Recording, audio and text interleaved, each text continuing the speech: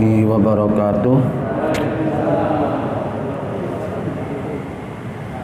Innal hamdalillah nahmaduhu wa nasta'inuhu wa nastaghfiruh wa na'udzu billahi min shururi anfusina wa min sayyiati a'malina.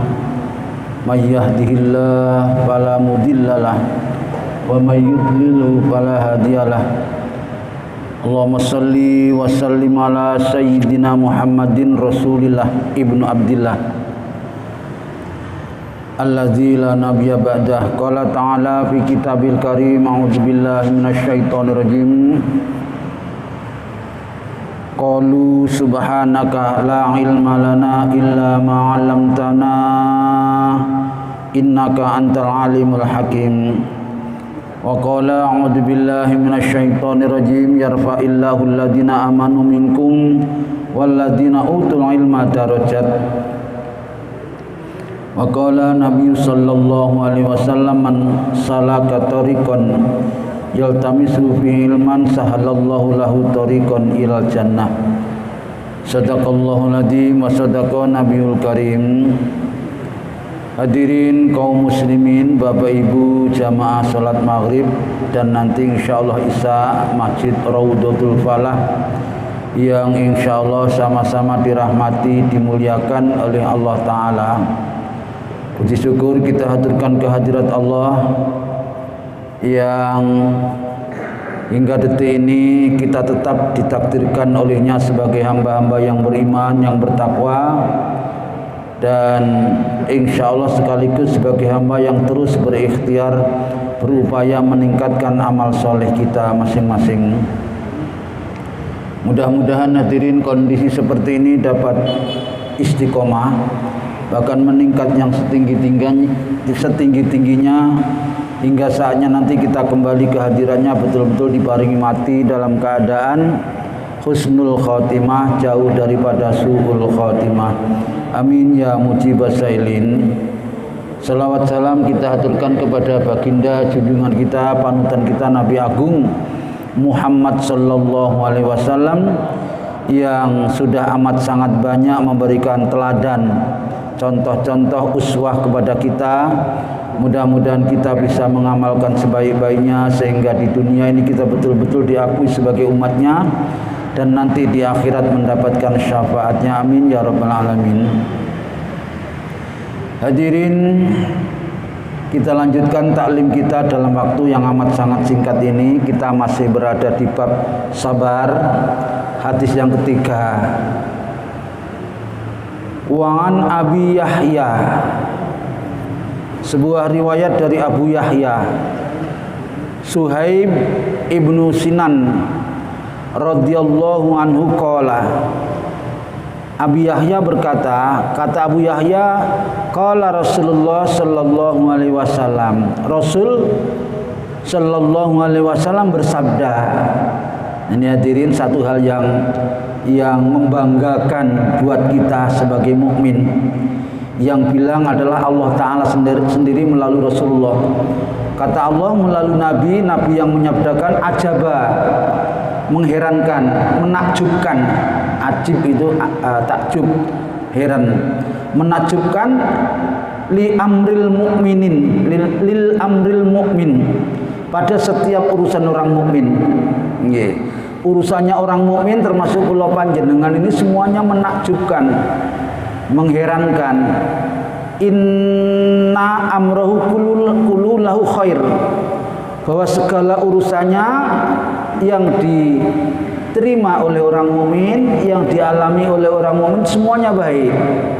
Walaisa dzalika, dan seperti itu tidak ada li ahadin pada seseorang illal mukmin, kecuali hanya untuk orang mukmin. Jadi sing seperti ini hanya orang mukmin, seluruh urusannya menakjubkan. Kenapa? In asobatu sarra, orang mukmin itu kalau diberi nikmat, kesenangan, syakaro. Ini lek mukmin yang sungguh, nggih. Lek mukmin pokoke anut grup yo nggih. rubuh-rubuh gedang itu nggih dereng. Yang betul itulah mukmin yang sesungguhnya ketika dia mendapatkan anugerah nikmat kesenangan sekecil apapun, nggih. Bangun dari tidur ngoten mawon bersyukur, alhamdulillahilladzi ahyana ba'da ma amatana wa ilaihin nusur. Nikmat mari tidur niku. Itu sebetulnya menurut Ustadz Ali Jaber itu diulas panjang lebar tidur itu nggih. Doanya seperti itu. Nanti kalau sudah ketemu waktunya. Habis kita makan, minum, mengucapkan alhamdulillah, at'amana wa syaqona. Semuanya kenikmatan sekecil apapun ketika kita terima maka kita bersyukur. Ini hanya dilakukan oleh orang-orang mukmin. Fakana zalika, hal yang seperti itu khairon lahu, baik. Nggih. Orang mukmin seperti baik dan begitu seharusnya. Lek ana wong mukmin nggih. Lek ana wong mukmin menerima kenikmatan, kesenangan, kebaikan, dia menengai gak gelem bersyukur, ini dibenci oleh Allah Ta'ala. Hadirin, kalau kita merujuk hadis yang pernah kita sampaikan itu, ini bukan hanya dibenci oleh Allah Ta'ala, Allah sampai mengancam, carilah Tuhan selain aku. Okay? Jadi ada hadis qudsi, kata Allah Ta'ala yang dibahasakan oleh Nabi, man lam yardo bi qada, ini bolak-balik kula sampaikan nggih, sapa wong sing gak nrimo qadokku, walam yasbir bil balai, gak gelem sabar nang balaku, ujianku, gak sabar nang ujian, walam yashkur bin nakmai, dan tidak mau bersyukur terhadap nikmat-nikmatku, kata Allah Ta'ala, fal yakhruj min hadi dunya, coba metu teko donya iki apa ya iso metu nang ndi arep panjenengan. Wal yaltamis rabban siwaila, coba carilah Tuhan selain aku. Jadi Allah sangat benci nggih kepada orang yang diberikan anugerah, kenikmatan, kesenangan tidak mau bersyukur, apalagi nikmatnya nikmat besar. Cita-cita yang diidam-idamkan bertahun-tahun dia tidak mau bersyukur, nggih, dia terima tidak mau bersyukur, ini dibenci sekali oleh Allah Taala. Oleh karena itu hadirin, banyak-banyaklah mengaturkan syukur kepada Allah Ta'ala. Syukur itu ada dengan apa? Dengan perbuatan. Seluruh anggota tubuh kita ini adalah anugerah Allah Ta'ala. Allah memberikan anugerah dengan komplit, lengkap, manakala kita gunakan seperti yang diharapkan Allah Ta'ala. Itu bagian dari syukur, hadirin. Namanya syukur af'al, syukur dalam perbuatan. Ada kadang-kadang keluarga yang punya rezeki cukup, rezeki lebih, itu mendapatkan kenikmatan apa gitu, nikmatnya naik pangkat, apa dapat rezeki apa gitu, kemudian syukuran, undang teman-temannya dalam bentuk yaitu sedekah berupa makanan. Sebetulnya tidak harus itu nggih. Syukurnya dirupakan dalam bentuk dana, diserahkan ke masjid, panti asuhan dan sebagainya, itu juga boleh. Ini namanya syukur af'al, syukur dengan perbuatan. Ada syukur dengan ucapan, minimal kita mengucap alhamdulillah. Di dalam surat Ad-Duha itu wa amma bi nikmati rabbika fahadis, atas rizki Allah, syukur Allah, nikmat Allah, maka selalu ucapkanlah, sampaikanlah kepada orang yang lain. Ada juga syukur dengan hati. Syukurnya hati itu hadirin selalu nrimo, lilo, legowo atas peparingi Gusti Allah, sekalipun mungkin yang kita terima tidak atau belum sesuai dengan yang kita harapkan yang dalam doa kita. Tapi orang yang mukmin yang betul selalu bersyukur baik dengan hati maupun dengan ucapan, apalagi dengan perbuatan. Minimal seneng atas anugerah Gusti Allah Ta'ala. Allah sampai berkali-kali di dalam surat Ar-Rahman itu Allah mengatakan fabi ayyi ala irabbikuma tukadziban, nikmatku yang mana lagi yang aku berikan kepadamu yang akan kau dustai. Hadirin, Masya Allah, subhanallah.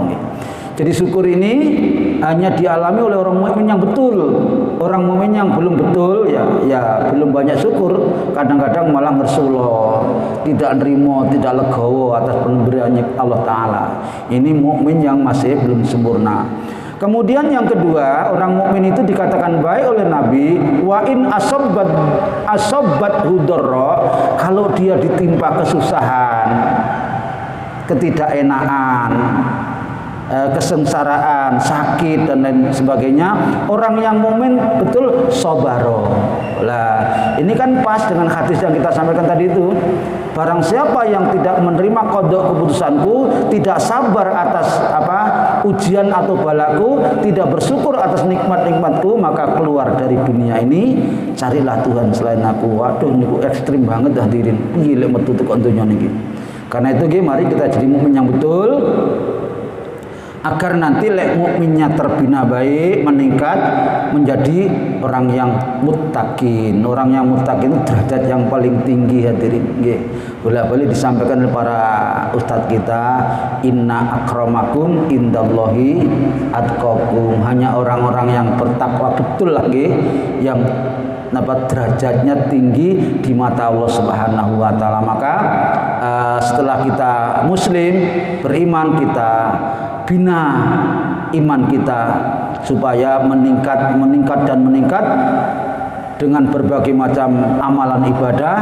Seperti diantaranya kalau kita Ramadan sering diingatkan sama para khatib kita, ya ayyuhalladzina amanu kutiba alaikumusiyam. Nah, wahai orang-orang yang beriman cuma yang disuruh oleh Allah Ta'ala.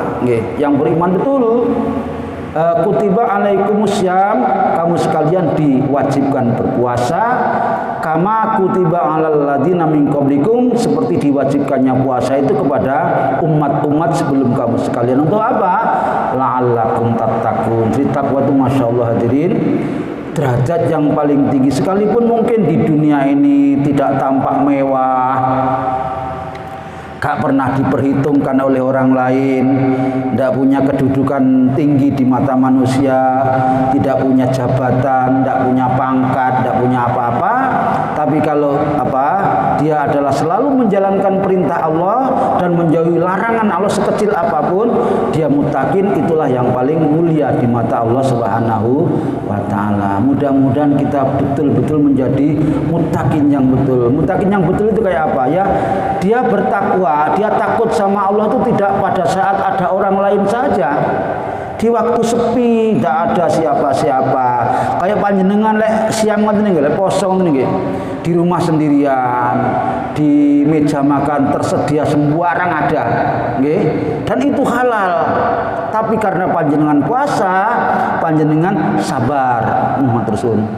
Nunggu nanti lek sudah maghrib. Di rumah ada istri yang waduh lama ndak ketemu, pokoknya kepengin banget, tapi karena masih berpuasa sabar. Ini hanya diterima oleh orang mukmin, dan itulah orang yang muttaqin yang betul. Sekalipun dia sendiri, nah misalnya apa ya lagi sing paling gampang niku masuk nang kamar mandi masjid kayak gini misalnya atau tempat wudhu, tiba-tiba di situ ada barang berharga ketinggalan, ada uang, pokoknya barang berharga nggih, apa HP apa yang lain.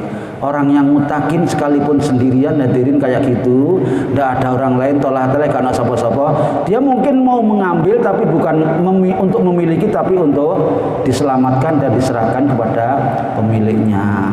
Ini dulu pernah ditanyakan, ya apa paling nemu barang itu? Lek kata cukup ya dicukup uang ya. Nah, niki hadirin sering ngoten niku ning dalan nemu uang, ana wong sak gebok nggih tak wah tolah-toleh iki tak cukup, aku takwa, kata cukup engko ya dicukup uang piye carane. Nah, hadirin lek enten panjenengan pundhut nggih, dipundhut tapi untuk diselamatkan dan diworok-worokno. Napa diworok-worokno niku? Diumumkan nggih. Nanti kalau sudah sampai setahun panjenengan terus ngasih iklan, ngasih pengumuman di tempat-tempat keramaian, setahun gak ono sing anu kabeh nggih. Mungkin rezeki panjenengan, tapi lek sewaktu-waktu ada yang mencari dan cocok dengan itu, panjenengan sing kewajiban untuk menyerahkan. Ngoten nggih. Jadi kembali ke sini, bahwa setiap urusan orang mukmin yang betul itu mengherankan, bukan saja mengherankan kepada manusia, tapi juga mengherankan, menakjubkan kepada Allah Ta'ala, karena dia kalau diberikan kenikmatan dia bersyukur, dan manakala diuji oleh Allah Ta'ala dia bersabar. Oke, lanjut. Baik. Wan Anas radhiyallahu anhu qala, lama sakulan Nabi sallallahu alaihi wasallam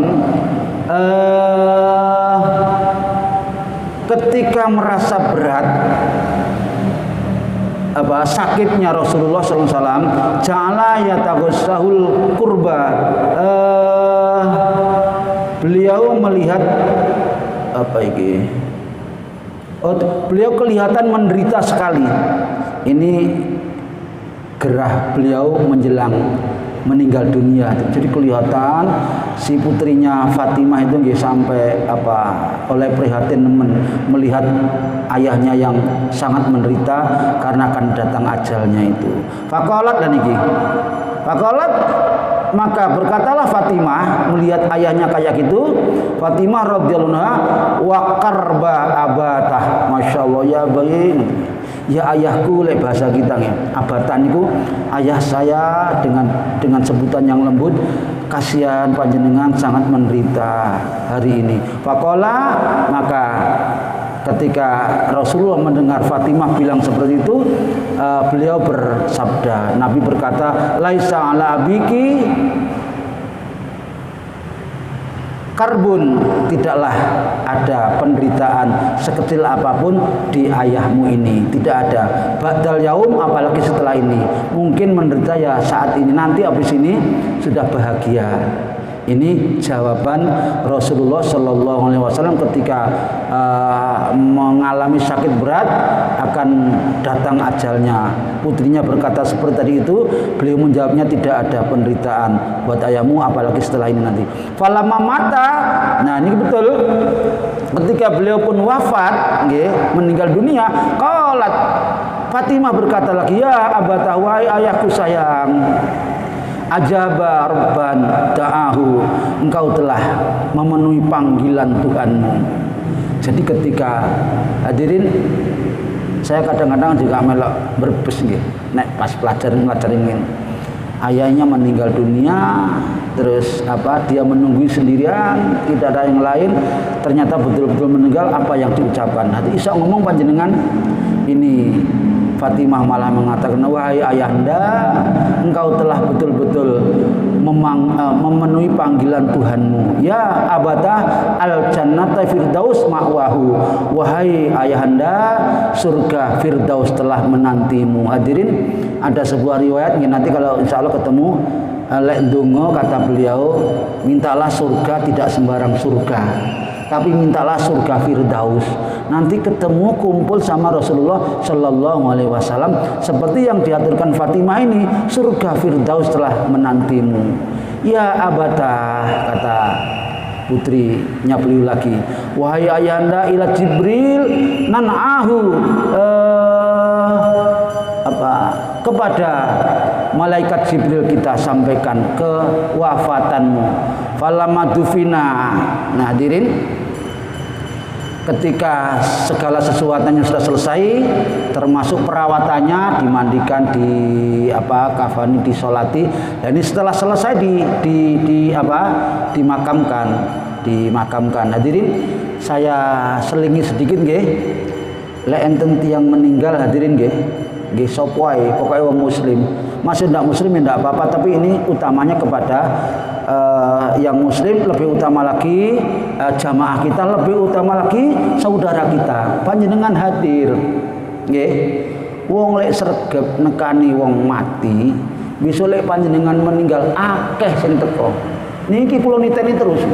Karena di tempat saya itu mudinnya meninggal hadirin. Sampai sekarang gak ono sing ganti. Jadi saya juga menerima sambur kepotokan itu. Jadi saya ngerangkep orang termasuk mudini. Karena apa? Di tempat saya itu kan kompleknya Auri, kompleknya tentara dulu. Jadi satu komplek itu hanya ada 3 RT. 3 RT, 1 RW itu 3 RT. Jadi wongnya ora akeh, makanya lek golek ganti sing ngoten angel banget. Maka saya menganjurkan melalui ini, lek ana wong mati panjenengan usahakan datang. Terus aja teko tok, nggih. Siap nanti turut mensolati baik jenazah laki-laki maupun jenazah perempuan. Kata beliau, barang siapa yang menyaksikan orang mati, maksudnya menghadiri orang mati, man syahadal mauta, barang siapa yang menyaksikan atau mendatangi orang mati, kemudian dia turut mensolati, turut mensolati, falahu qiratun, kata Nabi, dia mendapatkan 1 qirat pahala. Kemudian selanjutnya kata beliau, barang siapa yang di samping mensolati, dia juga menyempatkan diri turut mendatangi di makamnya, peristirahatannya yang terakhir, falahu qirotani, dia dapat 2 qirot. Panjenengan paham qirot itu napa? Cuman awak dhewe, sahabat lu gak paham. Napa Rasul qirot? Akhirnya sahabat bertanya, "Ma huwa ya Rasul? Ma huwal qirot ya Rasul?" Apa itu qirot Rasul? Nabi menerangkan, 1 qirot itu ukuran pahala yang sangat besar, sebesar gunung Uhud, bahkan lebih besar lagi. Dadi panjenengan nyolati jenazah tulus ikhlas karena Allah, itu dapat pahala 1 qirot atau 1 gunung yang paling besar kalau di Arab seperti gunung Uhud di tempatnya beliau perang dulu itu. Lah kalau sampai menghantarkan ke makam, ke kubur, panjenengan dapat 2 qirot, 2 pahala yang besar-besar. Coba apa gak eman? Kesempatan ngoten niku kan mboten sering nggih. Yo sering kadang-kadang, tapi seringnya wong mati ku ya kaya apa sih? Makanya jangan lewatkan kesempatan ikut mensolati dan menghantarkan ke panjenengan, dapat 2 pahala, 2 qirot. Coba mik kaya ngono tok. Besar banget pahalanya. Kemudian yang kedua, ayat tadi itu orang yang sering datangi orang mati dan sering ikut mensolati orang mati, besok lek mati yo arepe disolati wong akeh. Coba panjenengan perhatikan orang alim-alim itu. Ustaz ngeten mawon ra usah kiai-kiai gede nggih. Ustaz mawon nggih, itu lek panjenengan perhatikan sing ikut nyolati luar biasa, apalagi di desa, di pesantren-pesantren luas akeh banget. Lah nek wong gak tau melok gelem nyolati wong mati, nek wayang mati dhek ya sepi sing teko ra ono, apa meneh sing ikut nyolati. Lek nek wong teko diajak nyolati, wah celanaku kotor ya. Wah ngene. Jadi ono alasane hadirin. Ini akibatnya orang yang tidak mau ikut mensolati orang mati. Lek iso panjenengan peno, dipenaken. Lek enten tiyang alim, masih ada datang ikut hormat nggih. Syukur lek turut membantu mbok ngangkat, mbok memandikan, mbok mengkafani nggih. Turut juga datang ke makam, pahalanya luar biasa. Yang kedua, besok lek panjenengan mati yang ikut mensolati juga banyak. Ngaten nggih? Ini selingan saja. Baik. Ketika Rasulullah sudah wafat dan ini sudah didufina dari kata dafana, artinya menguburkan, dikuburkan. Qalat Aisyah, Fatimah masih berkata lagi, nih Fatimah tuh radhiyallahu anha, atau bat anfusukum antahsu ala Rasulillah sallallahu alaihi wasallam turaban. Apakah kamu sekalian, kata Fatimah. Jadi hadirin, ada memang sebuah riwayat ini sering dipermasalahkan. Riwayat kecil sering dipermasalahkan. Ada yang mengatakan dalam riwayat itu bahwa orang orang perempuan itu dilarang oleh Nabi ikut datang ke kubur.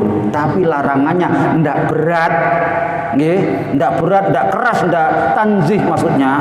Jadi hanya anjuran saja, saja ikut. Kenapa? Sajane larangan itu ditujukan kepada wanita-wanita yang hatinya terlalu lemah. Kan ada wanita yang gampang histeris, gampang menangis yang berlebih-lebihan, gampang meronta-ronta, nanti sampai dikubur juga masih melakukan seperti itu. Biasanya yang melakukan seperti itu hanya orang-orang wanita. Karena itu yang dilarang itu sebetulnya yang kayak gini, tapi wanita yang kuat hatinya, yang tidak akan mengalami hal-hal yang tidak diinginkan, tidak apa-apa. Termasuk Fatimah sendiri ini, ketika ayah beliau dimakamkan, beliau masih mengatakan, atobat anfusukum antaksu ala Rasulillah sallallahu alaihi wasallam. Maksudnya, apakah kamu sekalian bersedia untuk turut memasukkan tanah ke dalam liangnya Rasulullah? Akhirnya gemerutu hadirin, royoan yang menyaurkan tanah. Maka kemudian di masyarakat kita sakjane ini tinggi jadi masalah karena setiap masalah di tengah-tengah masyarakat itu ada pro dan ada kontra. Ya. Termasuk ini hadirin kiai ulama ustadz itu lek mari diuruk biasanya lek di sini, kalau di tempat kita ini yang menguruk itu kan tukang gali kuburnya itu dikubur semari, terus biasanya pemuka agama atau ustadz atau mudin itu ada dua macam. Satu menalkin, nek kula mboten pakai talkin tapi memberikan mauidhah, tak beri peringatan bahwa akhir-akhirnya kehidupan itu kayak gini. Coba diperhatikan, ini dulu lahir ke dunia ndak punya apa-apa, ndak bawa apa-apa, sekarang mati dia bawa apa, gitu. Niku dielingno. Orang kalau di makam dielingno hal yang seperti itu gampang merasuk di dalam hatinya. Dan saya pernah ngalami, ada non muslim ikut ke kubur, kuburnya orang Islam, kemudian saya sampaikan seperti itu, akhirnya dia alhamdulillah jadi mualaf karena tersentuh betul. Wong iku lek mati akhir kayak ini loh, opo sing digawa gitu, sugih kaya apa, nduwe mobil pira, nduwe omah pira, nduwe bojo pira, endi ana sing milu satu ae. Yang dibawa cuma kain kafan dan amalnya. Amal apa? Ya amal semuanya, amal baik maupun amal tidak baik dibawa semuanya. Beruntunglah orang yang mati membawa amal baik. Maka kesimpulan saya yang terakhir, mumpung kita masih belum seperti ini, mumpung kita masih dipunya waktu, mari kita perbanyak mencari sangu untuk menghadap Allah Subhanahu wa taala. Nah, hadirin, lek mun mari ngoten nggih, termasuk kula nggih belajar kali kiai ngoten niku. Terus kita akan bubar itu, kita didoakan. Menasihati juga, jenazah itu juga boleh dinasihati, karena dia mendengar apa yang bersuara di atasnya, sampai jenazah itu mendengar suara sandalnya yang mengiring itu dia dengar. Maka karena dia dengar, kita sampaikan nasihat minimal, wahai fulan atau fulana, panjenengan sudah menghadap Allah Ta'ala. Sebentar lagi panjenengan akan didatangi oleh dua orang malaikat. Ditanya 3 hal minimal. Sopo pengiranmu, sopo rasulmu, dan opo agamamu. Minimal itu, bisa jadi lebih. Kita elingkan, kita ingatkan. Jawablah dengan apa? Dengan tatak. Napa tatak niku?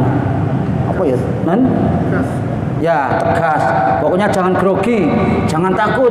Malaikat itu juga pesuruh Allah, dia juga makhluk nih. Dia hanya disuruh oleh Allah Ta'ala, maka jawab dengan tegas. Kemudian kami yang ada di atasnya akan mendoakan. Sampaikan. Terus dongo hadirin, mari dongo. Nah, kita terapkan hadis ini tadi. Fatimah menyampaikan, apakah kamu sekalian bersedia untuk turut memasukkan tanah ke dalam makam beliau? Maka kita mari dongo niku terus melemparkan tiga lemparan tanah sak kongangi, gede yo kenek, cilik yo ora apa-apa, sing penting kan gawe syarat kalih muni minha khalaqnakum, kata kiai nggih. Dari tanah inilah kamu diciptakan dulu. Wan minha apa jenenge? Tukbarukum, dan di dalam tanah yang kamu dikuburkan. Wa minha nu'idukum taratan ukhra, dan nanti kamu pada hari yang tertentu akan dibangkitkan dari tanah ini juga.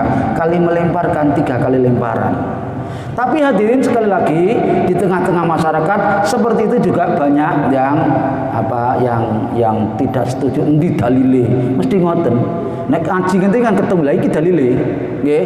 Jadi Rasul ketika meninggal dunia, Fatimah itu beliau minta kepada para hadirin waktu itu, apakah kamu sekalian bersedia untuk turut? Lah, kita kan makamnya sudah diuruk sama tukang galinya, sudah penuh, ya tinggal nambah 3 lemparan saja. Ngaten nggih? Baik, sebelum dilanjut, monggo Pak. Nggih, nika riyen Pak Kus, monggo. Assalamualaikum warahmatullahi wabarakatuh. Waalaikumsalam warahmatullahi wabarakatuh. Pak Ustaz, menyangkut syukur. Bersyukur itu tentunya tidak hanya mendapatkan kenikmatan saja. Oh ya. Bahkan kalau kita kesulitan itu, tentunya seperti mendapatkan ujian. Ya. Itu pun kita dari Nggih, paham saya. Ada orang yang tidak mendapatkan kenikmatan selalu aja ngeluh. Tapi dia nggak bersyukur, akhirnya mengeluh, banyak keluarnya. Ngersuloh. Ya, Oke. bersyukur. Nah kalau sudah demikian kan berarti Ya. seperti tujuannya kepada Oke, betul Bapak. menyalahkan sang pencipta.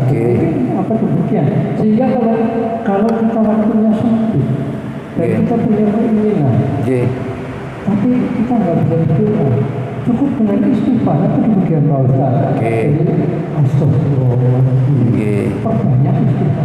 Ini yang saya katakan seperti itu. Yang pertama. Kemudian yang kedua itu menyangkut masalah kajian. Kajian itu saat sekarang ini kan kita ini merasa prihatin sekali. Bahkan yang meninggal itu tanpa dibawa ke rumah langsung ke makam dari sehingga tidak bisa kita itu mensolati ya. Dan bahkan ada juga yang tidak bisa datang ke makam. Bukan. Ya. Bukan. Kenapa? Karena takut. Ya. Nah, sehingga kadang-kadang ada juga keluarga yang merasa bahwa kalau dibawa di rumah atau meninggalnya di rumah, yang pertama tempatnya sempit, kedua ya mungkin yang tajiah sedikit dibawa ke masjid. Di masjid tentu pas waktu sholat zuhur tentu banyaknya, di sana bisa disilaturahmi. Nah itu gimana? Jadi kajian yang kedua ini juga menjadi problem. Apakah kita tidak bisa mensolati karena langsung ke makam, tapi kita mendoakan? Nggih Bapak. Nggih. Mendoakan bersama-sama. Nggih, mohon maaf kula nggih. Nggih. Nah, itu gimana Pak? Terima kasih. Assalamualaikum warahmatullahi wabarakatuh. Waalaikumsalam warahmatullahi wabarakatuh. Monggo, Pak Dokter.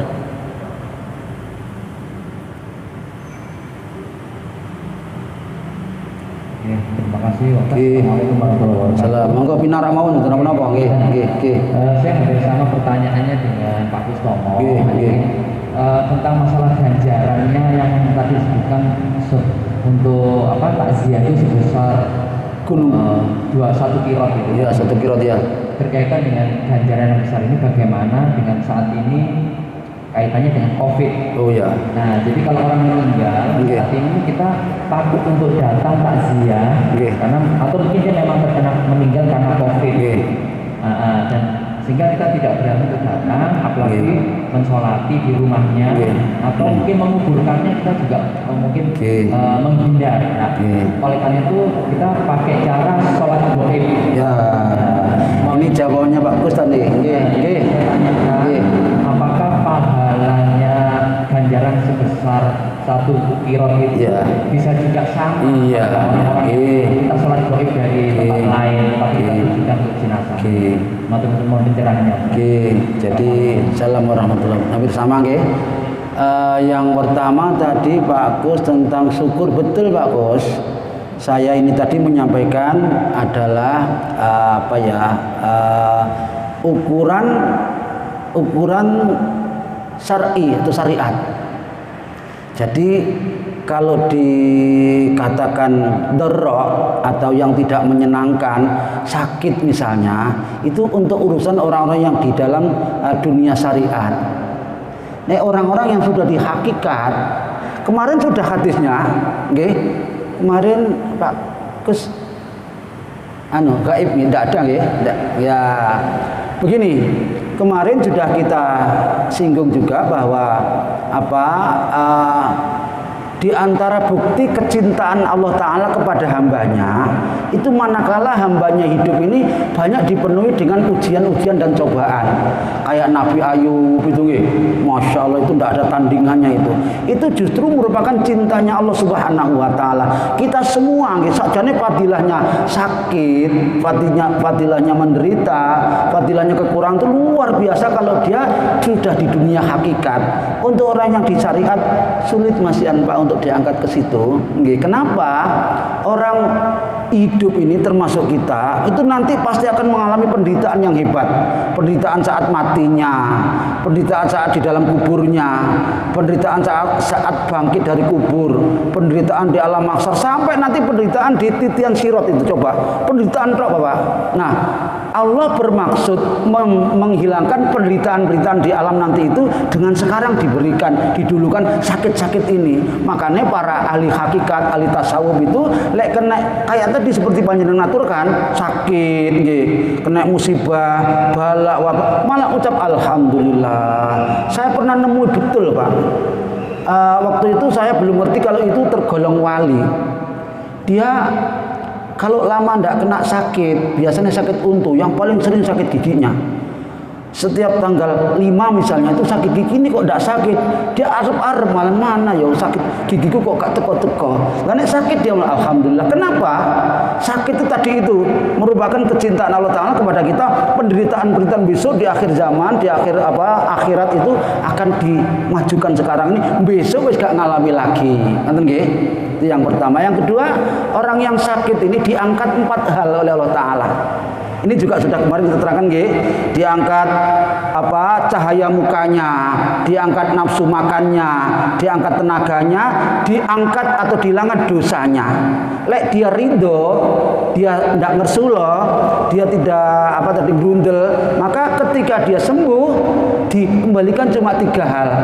Dikembalikan cahaya mukanya, nafsu makannya dan tenaganya, dosanya tidak dikembalikan. Itu orang lek dosi dengan sakit atau penderitaan yang tidak enak. Ngaten nggih? Kemudian makanya betul lek panjenengan aturaken nek wong sing ngerti niku ketika menerima tidak enak pun dia juga harus bersyukur.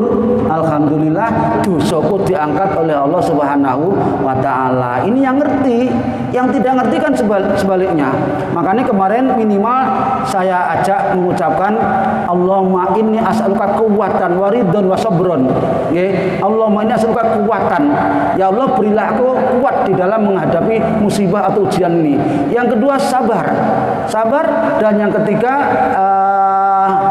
ridho atas anugerah Allah yang dirasa tidak enak. Ngaten Pak nggih? Yang kedua tentang memang apa yang diaturkan Rasulullah itu dalam urusan garis normal. Nggih. Jadi orang dalam keadaan normal aturannya seperti itu. Aturannya lek wong mati ya nyolati, sing ikut nyolati mendapat 1 qiraat. Nggih. Itu normal, tidak ada masalah atau problem. Lek ana problem yang besar yang menimbulkan madarat manakala ikut mensolati, itu memang kita boleh tidak ikut, tapi sebetulnya bisa disiasati dengan melaksanakan sholat gaib. Betul Ustaz, Pak Dokter tadi itu di tempat saya juga gitu, Pak. Jadi pada awal-awal peristiwa ini itu kan ketat sekali, Pak. Lek ana wong mati disambangi ning rumah sakit itu gak oleh, ning kubur gak oleh ikut. Nah, rupanya saya pernah mendapatkan informasi dari temen, wallahu alam betul apa ndak, itu orang mati di Covid-kan mobil ambulannya berupa biru, nggih, itu sudah ekstrim banget pokoknya. Gak oleh sapa yang melok nyedot. Dan semua petugasnya menggunakan pakaian yang istimewa, rapetnya itu, ambekannya sampai angel. Itu kalau konon kata teman saya, kalau mobil ambulannya warnanya biru, tapi lek putih, ambulan warna putih itu diperlakukan sebagai ya Covid ya, tapi orang umum masih boleh ikut. Saya sering mengikuti yang mobil putih ini. Saya pernah ada besan saya sendiri, Pak. Besan saya sendiri itu yang perempuan kan punya sakit ginjal yang setiap minggu cuci darah itu, cuci darah nggih. Ini meninggal dunia, Pak. Saya sama teman-teman juga masih ikut ke rumah sakit, bahkan di sana mensolati, Pak. Ada satu tempatnya di Rumah Sakit Islam Jemur itu ada. Kemudian kita mensolati dengan takzin yang lain. Memang tidak mampir ke rumah, tapi kita boleh datang dan mensolati. Ini konon sekali lagi kalau mobil ambulannya warnanya putih. Kemudian di makam juga begitu. Di makam diantarkan oleh petugas dan nanti dimasukkan juga oleh petugas. Setelah itu kita boleh datang kemudian mendoakan, tidak ada masalah. Kemudian takziah di rumahnya di daerah saya itu masih dibolehkan, tidak dilarang datang ke rumahnya orang yang mendapat musibah, tetapi tetap menggunakan protokol kesehatan. Jadi sering Pak, jadi beberapa hari ini ada orang mati itu ngaji selama 7 hari setiap malam. Itu datang banyak orang, tapi semuanya pakai masker, duduknya diatur jaraknya, kemudian cuci tangan dan lain sebagainya. Jadi insya Allah sekalipun kondisi seperti ini masih kita tetap bisa melaksanakan, memang ya menyesuaikan dengan keadaan yang ada. Ngerti nggih Bapak? Jadi boleh sholat gaib itu boleh selama pandemi ini. Ada 4 kali atau 5 kali saya mensolati. Jadi jenazahnya sudah berangkat ke makam, kita di masjid sholat gaib, pahalanya insya Allah sama dengan sholat yang tidak gaib. Ini pernah dilakukan oleh Rasulullah tidak hanya 1 kali. Yang pertama ketika meninggal Raja Habsah, itu Muslim tapi dirahasiakan. Raja ini sangat simpati sama Rasulullah, tetapi dia merahasiakan kepada rakyatnya, karena rakyatnya mayoritas bukan orang Muslim, bukan mayoritas, hampir semua tidak Muslim. Tetapi dia mati diperlakukan seperti yang non Muslim. Ketika Rasulullah tahu, sudah beberapa hari bahwa raja ini meninggal, maka Rasulullah melaksanakan sholat gaib untuk raja ini. Yang kedua, Bapak, bahwa di masjid waktu itu, Masjidil Haram itu ada perempuan tua, warna kulitnya hitam, sehingga orang lain melihat itu dengan sebelah mata saja. Wis tuwek, gak pate menarik, warnanya hitam lagi, tapi dia rajin sekali jamaah dan tukang resiki masjid, nyapu-nyapu segala macam gitu. Nah, Rasul beberapa hari setelah wanita meninggal ini baru tahu. Beliau tanya kepada para sahabat, wahai sahabat, kemana itu ibu tua yang biasanya resik-resik di masjid, kok tidak ada? Dikatakan oleh sahabat, dia sudah meninggal wahai Rasulullah. Kok kamu tidak bilang sama saya, di mana kuburnya? Ayo antarkan aku. Maka Rasulullah bersama-sama ke makamnya wanita ini, kemudian mensolati. Jadi sholat yang boleh di kubur itu sholat jenazah saja.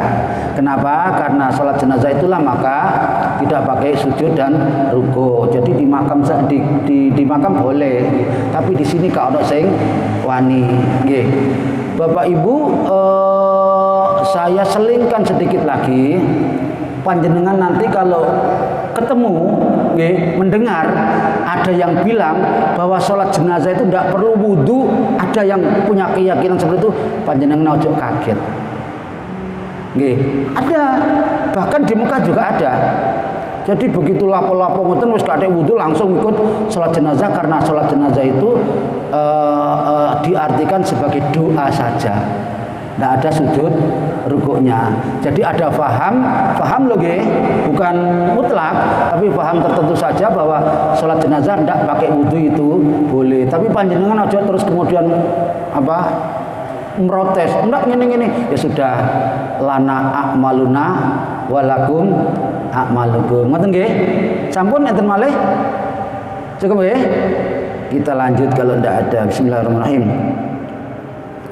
Wan Abi Zaid Usamah bin Zaid Harisah maula Rasulullah SAW wahibbihi.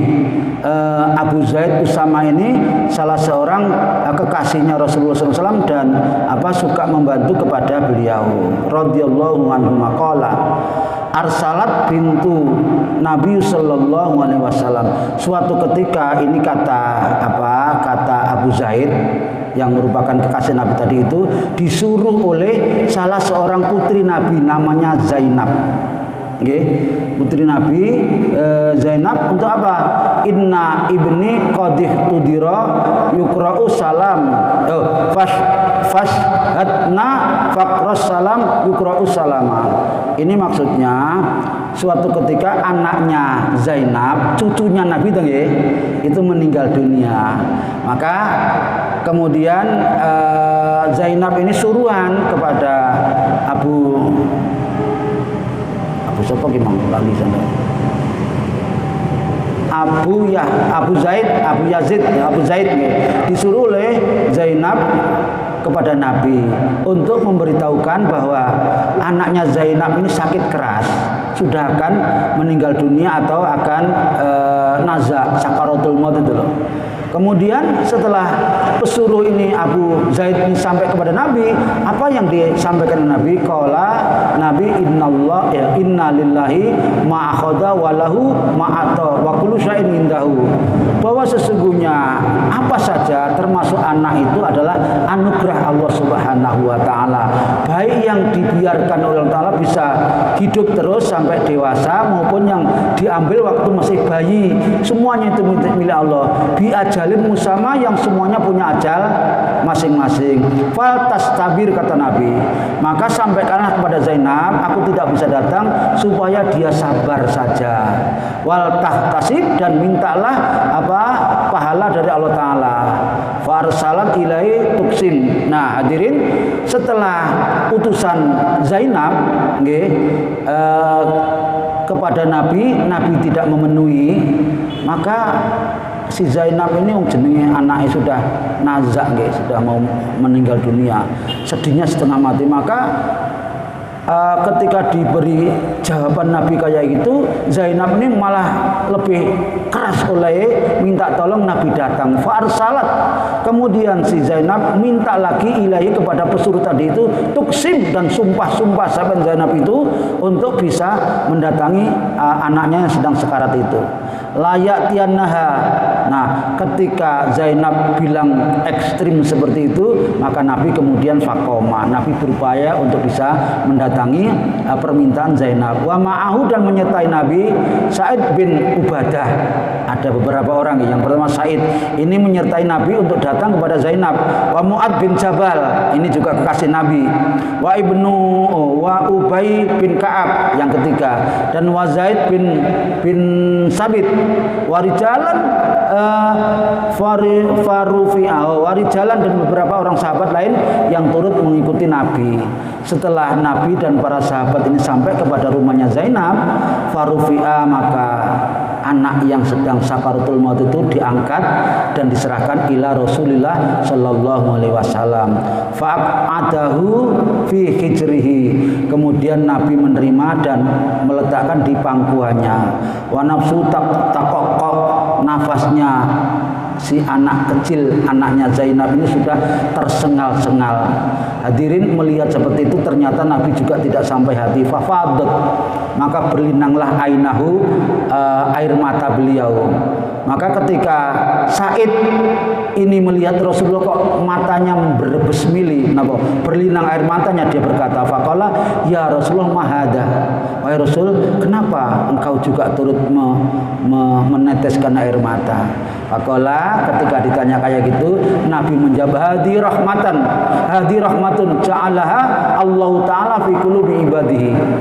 Rasa sayang, rasa tidak tega, rasa ibas seperti ini adalah merupakan anugerah Allah Ta'ala, rahmatnya Allah Ta'ala yang diberikan kepada setiap hati orang-orang mukmin. Karena itu hadirin, ini yang menjadi alasan lek ono keluargane mati niku memang sing apik kudu ditangisi nggih, ditampakkan rasa sedih kehilangan. Ojo ono bapake mati apa anake mati malah gembira guyu-guyu cekakaan dan segala macam, kan ini ndak masuk akal. Ini ndak peyono wong bapake mati terus malah. Nah, sing apik memang sedih. Yang tidak boleh itu kalau nangis yang berlebih-lebihan, namanya nihayah. Nangis yang ya histeris, ya pokoknya sampai merusak-rusak pakaiannya, memukul-mukul kepalanya, gulung koming, ini yang dilarang. Kalau nangis biasa malah dianjurkan, menunjukkan kalau dia sayang betul kepada anggota keluarganya yang meninggal itu. Jadi oleh nggih, mboten bener lek ana wong melarang nangisi wong mati, mboten napa-napa. Wa fi riwayatin fi qulubi man syaa min ibadi wa inna ma yarhamullahu min ibadi rahmah. Jadi di dalam riwayat yang lain disebutkan Ar-Rahmanu yarhamuhumur Rahman irhamu man fil ardi yarhamukum man fis sama. Kata Rasul, orang-orang yang Allah Ta'ala itu zat yang maha belas kasihan kepada hambanya, zat yang maha belas kasihan kepada hambanya. Karena itu kata Nabi, sayangilah orang-orang yang ada di bumi, makhluk-makhluk yang ada, apa saja, terutama sesama manusia, dan lebih utama lagi adalah keluarga kita. Sayangi, termasuk ini tadi, karena Allah akan menyayangi orang yang suka menyayangi kepada orang yang lainnya. Jadi hadirin, nangisi wong mati ini oleh asal sewajarnya, yang tidak boleh sampai nihaya histeris, gulung-gulung, merusak-rusak pakaian. Terima pada hari ini betul-betul dibarengi dengan hidayah Allah Subhanahu wa taala, menambah tebalnya iman takwa kita, dan kembali saatnya nanti dalam keadaan husnul khatimah. Subhanakallahumma wa bihamdika asyhadu an la ilaha illa anta astaghfiruka wa atubu ilaik. Assalamualaikum warahmatullahi wabarakatuh.